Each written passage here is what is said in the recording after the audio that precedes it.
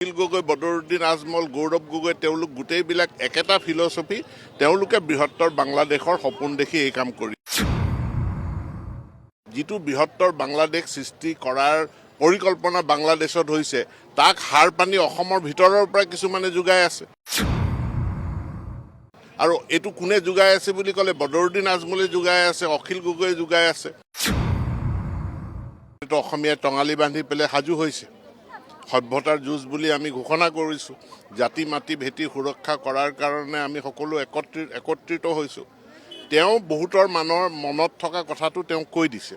বাংলাদেশৰ শেহতীয়া ঘটনাৱলীত যিবিলাক প্ৰচাৰ হৈছে, তাৰ আমি এতিয়া ছ'চিয়েল মিডিয়া দেখিছোঁ যে সমগ্ৰ উত্তৰ পূৰ্বাঞ্চলক বাংলাদেশে দখল কৰি বৃহত্তৰ বাংলাদেশ সৃষ্টি কৰাৰ ষড়যন্ত্ৰ কৰিছে।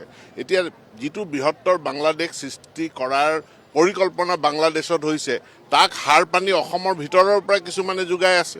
আৰু এইটো কোনে যোগাই আছে বুলি ক'লে বদৰুদ্দিন আজমলে যোগাই আছে, অখিল গগৈয়ে যোগাই আছে। গতিকে অখিল গগৈ, বদৰুদ্দিন আজমল, গৌৰৱ গগৈ তেওঁলোক গোটেইবিলাক একেটা ফিলচফি, তেওঁলোকে বৃহত্তৰ বাংলাদেশৰ সপোন দেখি এই কাম কৰিছে।